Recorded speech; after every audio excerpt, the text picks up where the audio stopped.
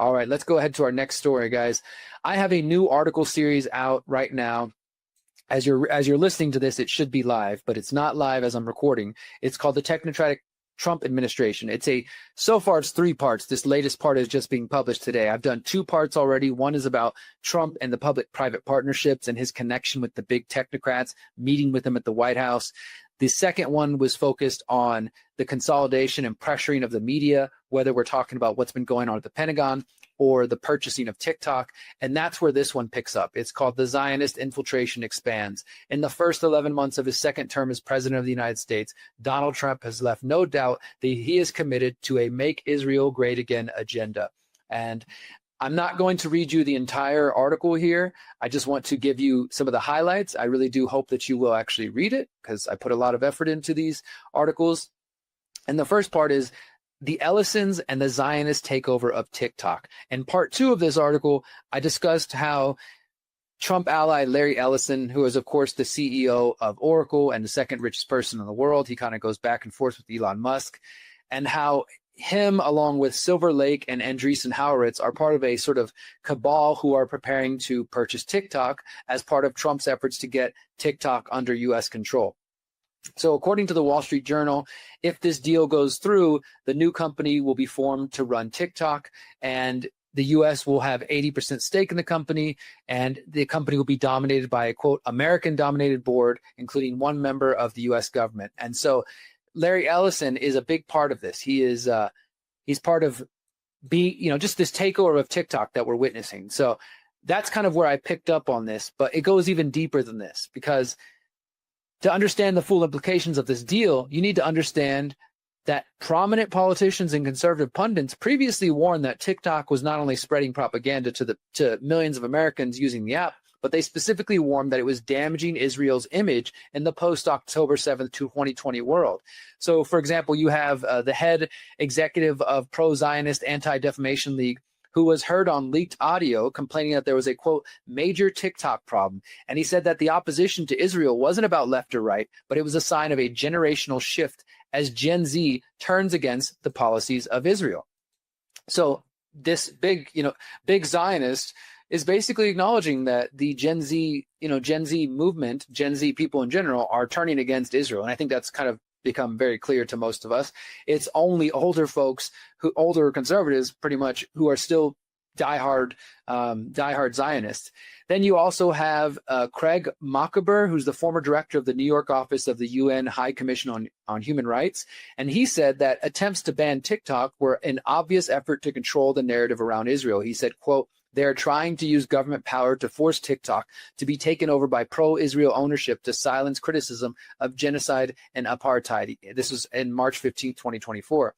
And another vocal critic of TikTok is Senator Marco Rubio, who has called for banning the app to stop spreading foreign propaganda. He told NBC News, quote, for some time I have been warning that communist China is capable of using TikTok's algorithm to manipulate and influence Americans. We've seen TikTok used to downplay the Uyghur genocide, the status of Taiwan, and now Hamas terrorism.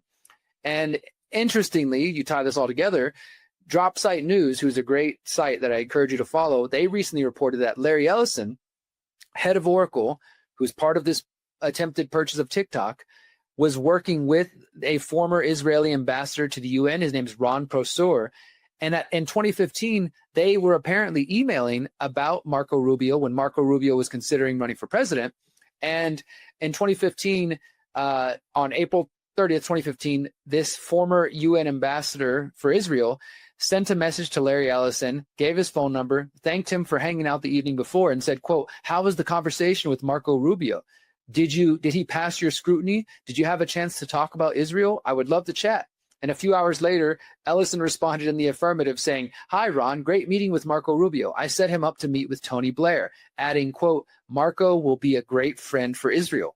So it's just kind of interesting that Marco Rubio is out here advocating for the purchase and the takeover of Israel because he says it's become anti-Israel. I mean, the purchase of TikTok because he says it's become anti-Israel. And at the same time, as far back as 2015, he was being vetted by Larry Ellison for his allegiances to Israel. And they mention Tony Blair I set him up to meet with Tony Blair. Of course, Tony Blair is the former Prime Minister of the UK, who's also played an integral role in the promoting the interest of Israel. And we get to that in a moment. Now, Israel Prime Minister Benjamin Netanyahu, he made it clear that he believes TikTok is a powerful tool for combating anti-Zionist sentiment. Just a couple of months ago in September, Netanyahu was meeting with a group of social media influencers in New York, and he said, quote, "Weapons change over time. The most important ones are on social media."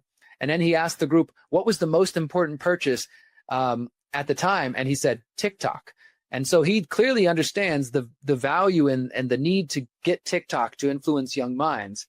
And of course, Larry Ellison himself, he is no stranger to supporting Israel. There's a 2014 interview which has been recently circulating on social media. You guys probably saw it. The interview was recorded by an Israel Channel 10 reporter.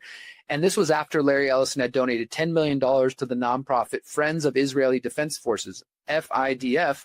And when he was asked why he believes support of Israel is important, he put his allegiances to Israel on full display. He said, quote, "The renewal of the Jewish state is something that I think touches all of us. For 2,000 years, we are a stateless people, and now we have a country of our own, defended by all the brave men and women of the IDF. So anything we can do to support them who devote their lives for preserving the state of Israel, keeping the people safe, and allowing our state to continue. I've been to Israel. I've been to the border. I've spent time with people who govern the state of Israel, and I feel a deep emotional connection to the state of Israel and the Israeli people." And his $10 million gift to the IDF was not the last one. In 2017, he gave the largest donation to the IDF in their history with a $16.6 million gift. And according to Truth Out, the outlet Truth Out, it says Friends of the IDF is a nonprofit organization that raises tens of millions of dollars annually to fund a range of programs that effectively subsidize the Israeli military. So billionaires like Larry Ellison, they donate to Friends of the IDF. Arnold Schwarzenegger's donated. Lots of different celebrities have donated. And then that money